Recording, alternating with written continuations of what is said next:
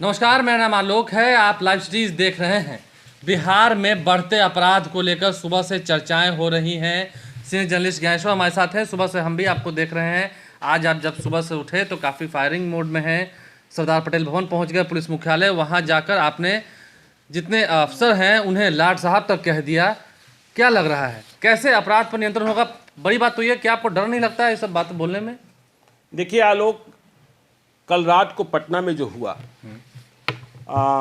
Indigo airlines के station head Rupesh Singh की हत्या हुई, इसके बाद बिहार का डर जाना स्वाभाविक है।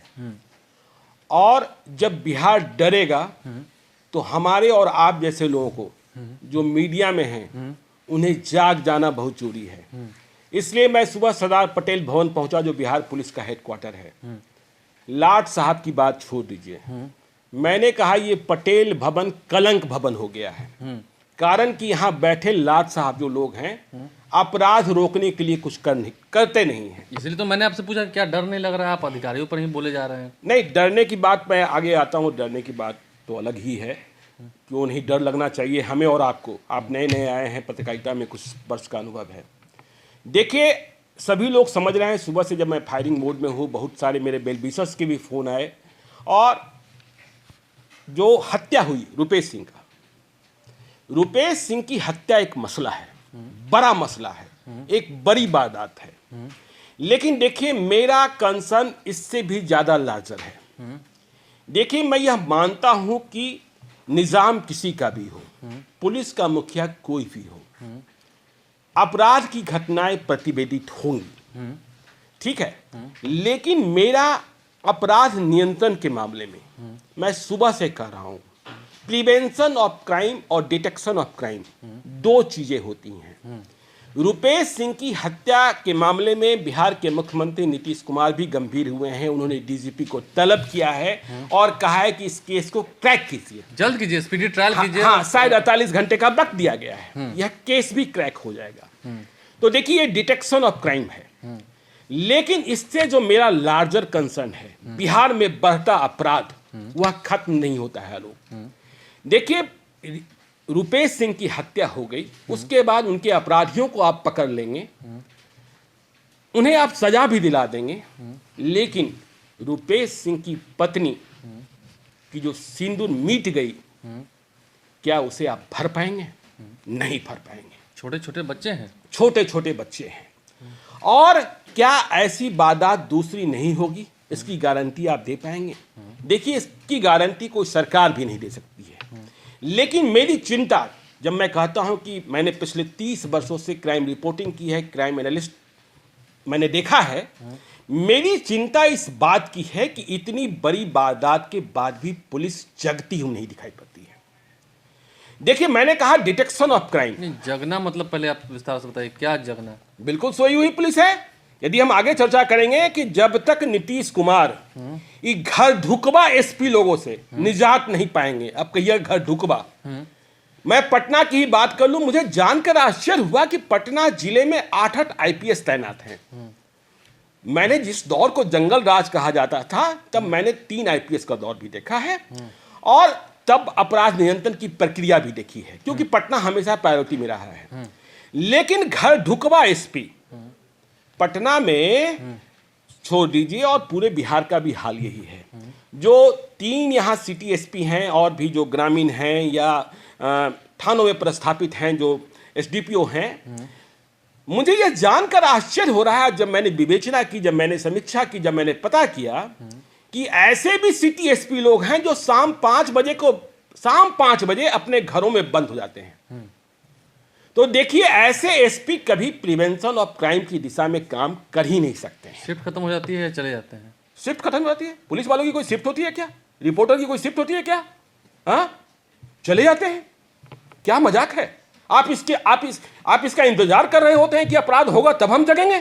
हाँ, ऐसे भी एसपी हैं। देखिए, एक प्रभात भारद्वाज लॉयर है पटना हाई कोर्ट के, उन्होंने मुझे जानकारी दी, और जब मैंने पूछा कि क्या आपको कोर्ट कर दें, उनके घर के आसपास शराब बिकती थी, 5-7 जगह पर बिकती है, हम कह सकते हैं, पटना शहर का ही मामला है।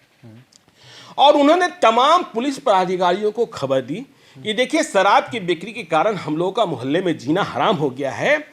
और इस खबर के बाद जो उस इलाके के बड़े पदाधिकारी हैं उन्होंने फोन कर कहा कि अच्छा ये कौन सा इलाका है, तो उन्हें अपने इलाके के भूगोल की जानकारी भी नहीं है। तो ऐसे ऐसे लोग घर ढुकवा एसपी लोग बैठे हैं। देखिए अकेला कोई सीनियर एसपी या कोई और कुछ नहीं कर सकता है।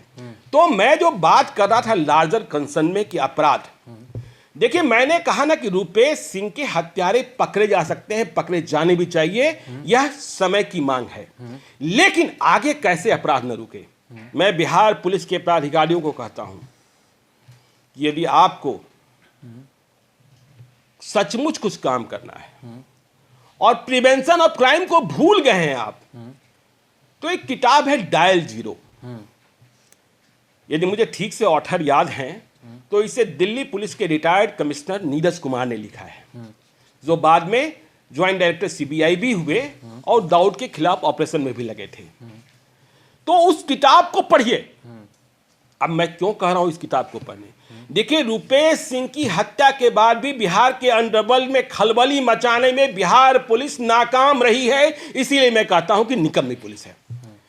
इतनी बड़ी वारदात हो गई। देखिए ऐसे मौकों पर क्या किया जाता है, ऐसे मौकों पर पब्लिक का कॉन्फिडेंस जीतने के लिए पुलिस क्या करती है या पुलिस को क्या करना चाहिए। एक टीम, दो टीम होती है जो हत्या को क्रैक करने में लगी होती है। दूसरी, तीसरी, चौथी, पांचवी टीम जो होती है वो जो शहर में खौफ पैदा होता है उसे खत्म करने में लगती है। अब ये जो खौफ पैदा हुआ है उसे कैसे खत्म किया जाए। क्या आपने सुना, अब तो 24 घंटे हो गए हैं, कि पटना में अपराधियों के 50 ठिकानों को पिछले 24 घंटों में पुलिस ने तहस नहस कर दिया? नहीं सुना। क्योंकि पुलिस निकली ही नहीं, पुलिस के पास पता ही नहीं है। पुलिस यह मान लेती, देखिए क्या होगा, रुपेश सिंह के हत्यारे पकड़े जाएंगे, वे जेल जाएंगे, बेल पालेंगे, फिर वे खुले घूमेंगे। लेकिन पुलिस की ड्यूटी खत्म यहां नहीं होती है जनाब। पुलिस की ड्यूटी यह है कि आप शांत मत बैठे रहिए। पुलिस की ड्यूटी यह है कि आप अंडरवर्ल्ड में या अपराध की दुनिया को अशांत बनाए रखिए। और इस दुनिया को अशांत बनाए रखने के लिए बिहार की पुलिस कोई कसरत नहीं करती है। यदि 50 ठिकानों को पुलिस ने पिछले 24 घंटों में तहस नहस कर दिया होता तो पब्लिक को लगता कि नहीं पुलिस काम कर रही है।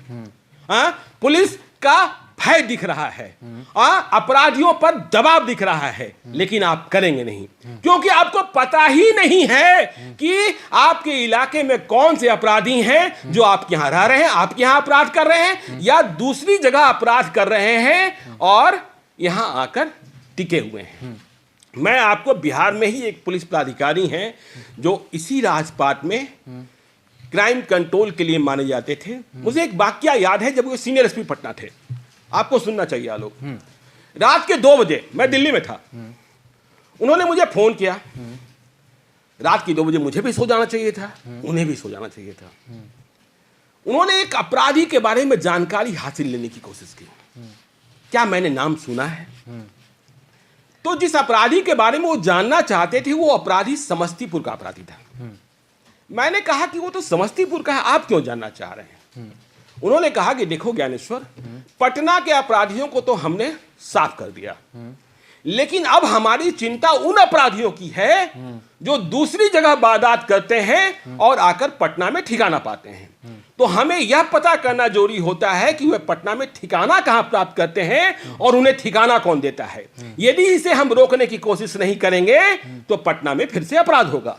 यदि आप दिल्ली पुलिस की वर्किंग को देखिएगा, दिल्ली पुलिस में आप किसी डॉन का नाम नहीं सुनिएगा, दिल्ली पुलिस में आप किसी माफिया का नाम नहीं सुनिएगा, क्योंकि वहां डॉन पनपने नहीं दिया जाता है। तो बिहार की पुलिस जो है ना, घर ढुकवा एसपी, मैंने कल भी कहा, पहले भी कहा कि सबसे पहले तो एसपी के ठिकानों पर रेड मारने की जरूरत है, जो शाम के 6 बजे 8 बजे या फिर ऑफिस से घर और घर से ऑफिस। यदि ऐसे एसपी रहेंगे तो अपराध नियंत्रित नहीं होगा। एसपी का चेहरा जानता ही नहीं है लोग। एसपी को किसी अपराधी के ठिकाने पर धावा बोलते लोगों ने देखा ही नहीं है। और यह कहने में कोई संकोच नहीं है मुझे कि पुलिस का काम लेफ्ट राइट कराना, सीट बेल्ट देखना, हेलमेट देखना, शराब के पीछे पड़े रहना क्योंकि लाल लाल है, यही काम रह गया है। तो मेरा लार्जर कंसर्न है कि जब तक आप अपराध की दुनिया में खलबली नहीं मचा देंगे तब तक आप अपराध रोक नहीं सकते हैं। पहले ऐसे भी पुलिस पदाधिकारी हुए हैं, जब कोई मौका आता था, फेस्टिवल आता था, होली आती थी, दशहरा आता था, उसके पहले ही अपराध की दुनिया में जो शामिल रहने वाले अपराधी हैं उनके ठिकानों को इस तरीके से नेस्तनाबूद किया जाता था, उनके लोगों को इस तरीके से तबाह किया जाता था कि वो समझ लेते थे कि लटकला तो बेटा गिल्ला। हाँ, तो वो खौफ खत्म हो गया। और अब आपने कही बात कही कि डर की बात की कि मुझे डर नहीं लगता है क्या? किस बात का डर आलोक? देखिए, दो डर की बात है। एक तो आप भी घर जाते हैं। देखिए, मौत तो अंतिम सच है ना, और जब इस पेशे में आप आए हैं मीडिया में तो मौत को दूर रखिए।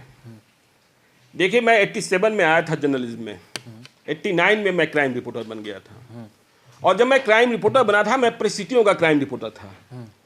तो मैं क्राइम रिपोर्टिंग में सफलता ना हासिल कर लूं इसके लिए पैर खींचने वाले काफी लोग थे। तभी मैंने तय कर लिया था कि मैं पुलिस का रिपोर्टर नहीं बनूंगा, पुलिस का स्पोक्स पर्सन नहीं बनूंगा, क्राइम रिपोर्टर बनूंगा। और तब से मैं क्राइम रिपोर्टर ही रहा। डरने की बात क्या है? क्या कर लेंगे ये? यही ना होगा कि किसी दिन सीट बेल्ट नहीं पहने होंगे तो जुर्माना कर देंगे, और क्या होगा, किसी दिन जेल भेज देंगे, इससे अधिक कुछ नहीं कर सकते हैं। ठीक है ना? तो रिपोर्टर को आप अपनी आवाज, और यदि हमारी आपकी आवाज दब गई, पुलिस वाले निकम्मे हो गए, तो इस जनता की चिंता कौन करेगा आलोक? हम और आप इस पेशे में इसलिए हैं कि हमें और आपको जनता की आवाज बननी है, जनता के सुख दुख को देखना है। तो डरिए मत, बोलिए, और जब आप बोलेंगे तो निजाम को भी सोचना पड़ेगा और इन निकम्मे पुलिस पदाधिकारियों को भी काम करना पड़ेगा। लगे रहिए। ये पुलिस पदाधिकारी भले आपको बिना हेलमेट के पकड़ ले, फाइन भरने के लिए भी तैयार रहिएगा, किसी को छोटा मोटा धक्का लग जाए तो जेल जाने के लिए भी तैयार रहिएगा, कोई दिक्कत नहीं है।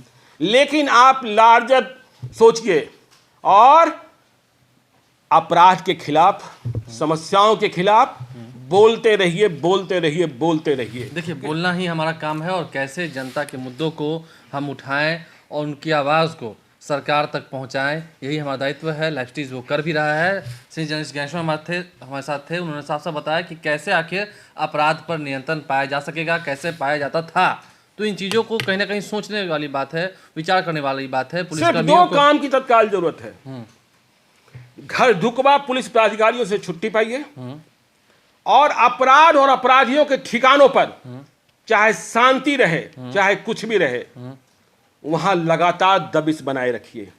और आपके पास हमेशा टॉपर्स जो है ना, जो टॉप जो हैं, चाहे वो जेल के भीतर हो चाहे वो जेल के बाहर हो, उनकी लिस्ट आपके हाथ में होनी चाहिए, और उनका मूवमेंट, उनके ठिकाने जिंदा न रहे, उनके ठिकाने हमेशा मरे रहे, इसका ध्यान रखिए, अपराध रुक जाएगा। देखिए, कुल मिलाकर पुराना तजुर्बा है, कह सकें बहुत अनुभवी व्यक्ति हैं। 1987 की बात की ना आपने, उस वक्त से 89 से मैं 89 से ये क्राइम क्राइम जर्नलिज्म रिपोर्टिंग में में है, तो कहीं ना कहीं अनुभव काफ़ी काम आता है। अगर इनके सलाहों को अगर हम माने और देखें भी, काफ़ी अच्छा है। हमारे चैनल को सब्सक्राइब कर लें, साथ साथ फेसबुक पेज भी लाइक करें। इसके अलावा ट्विटर हैंडल पर लाइफस्टीज को फॉलो करें। धन्यवाद।